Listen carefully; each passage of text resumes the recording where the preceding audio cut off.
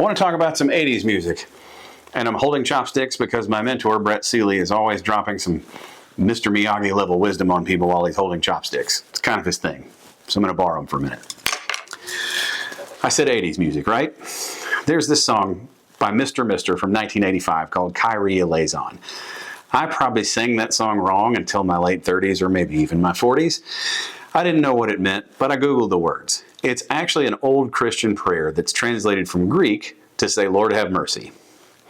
When you think about it, Lord, have mercy down the road that I must travel, makes it hit a little different.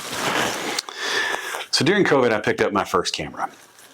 My grandfather had passed away just before, and he'd left some old lenses behind that I learned how to shoot with. So for a few years, I took classes on shooting, lighting, and editing.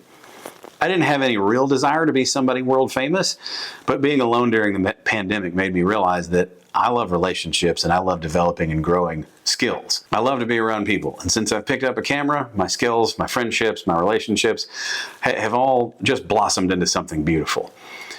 Every year I always ask the Lord if He'll just take our photography business one step forward. Just one step, whatever He sees fit, that's where I want to go. Because Kyrie, eleison, through the darkness, right?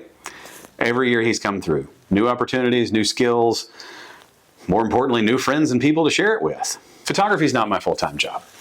But last year for my birthday, my wife wanted to give me something that was related to my photography business.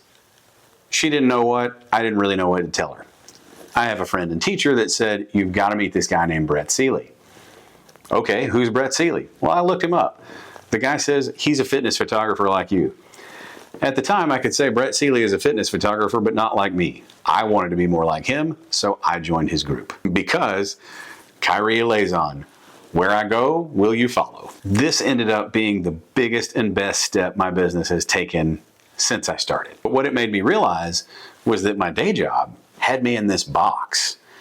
I was learning new skills. I was learning new things, new software, new whatever, new relationships. But the job just said, no, this is your box. You have to stay in your box. We don't want you doing anything outside of your box.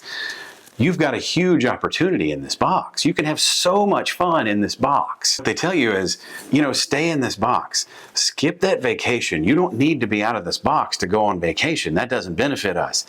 Someone will take photos of your kid's game. You don't have to be there for it. It's fine. Just stay in the box. You can have so much fun in this box. Life is very stagnant in someone else's box. My new group encourages me. Grow, flourish. We learn new skills. I can learn something from anyone in that group any day of the week. Brett even makes time for one-on-one phone calls and Zoom calls when I have news. If it's excitement about work or if I just say, hey, I have a shoot coming and I need some lighting help, he'll help me with that. And one of the coolest things about all my new skills and new friends is that now I have friends that I can call and say, hey, listen, I want to create and before I can get out what it is, they're in. And on the flip side, when they call me and they say, hey, Patrick, we want to shoot, I'm in. My wife and I also love to travel. Last year, we went to New York, we took a Disney trip, and we went all the way to Tokyo. And if you're wondering, well, how did that fit in the box? It doesn't. They want you to miss the box. They want you to feel guilty for not being in the box and missing your opportunity while you're out seeing the world with your spouse. By the time fall came around, I knew that box was no longer for me. While we were on our Tokyo trip, I accepted another job in the middle of the trip. Totally on faith, without hesitation, I got an email and I said, yes, I accept, I'm in. This was the best career move I've made in 48 years because Kyrie, eleison, down the road that I must travel. And he sure did. My new group is full of friends that I can create with any day of the week. I can learn new things, and I do every day. My new job, I'm also with a group of people that when I have an idea that's small, we turn it into something collaborative and huge. My new boss actually pushes these ideas forward. Matter of fact, in the middle of all this transition, I planned a group meetup in our city for my new photography group, and we created some images for my boss that he's still bragging about. We still use them in our advertisements. He shows them anytime he's at another conference with other people. He says, man, you got to see what my guy did. And he said, I didn't know you had these skills when I hired you, but man, I'm glad you do. And he pushes those skills forward too. In fact, I look forward to going to work every day. Do you? What happens to the people that stay? You leave, the people stay, they call you and they say, oh man, this place hasn't changed. In 6 months, I'm out of here. Next year, I'm probably going to have to look for something different. And all I can say is, no, you won't. You feel like that box is your safe place.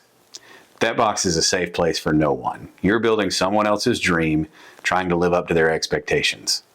What happens when you leave? Are they mad? Of course they are. You didn't live up to their expectations. They've now got to find someone else to put in your box because you didn't want to work hard. You didn't want to do what it took to fulfill this box. I say all this to say, you don't need their permission to leave someone else's box. Muhammad Ali famously said, I don't have to be who you want me to be. I'm free to be who I want. You're free. Go be the version of yourself outside of that box and watch how your life changes. I don't have all the answers. I don't have a coaching program to sell you. And certainly if I did, your life is not going to change in monthly installments of $9.95. Go be the version of yourself that is not stuck in a bog of stagnant mediocrity. You know, I mentioned my grandfather early on. People still talk to me about his stories, his images. Some of them are still used in and around Auburn athletics today. They tell me his jokes. They tell me the stories that he told. And the only thing I can think is it's because he lived a life truly outside the box. Listen, get out of the box, whatever it is for you, get out. Life is short. You only get one go-round, so you have to make it count. Don't let the sun set on your life having never seen outside of someone else's box.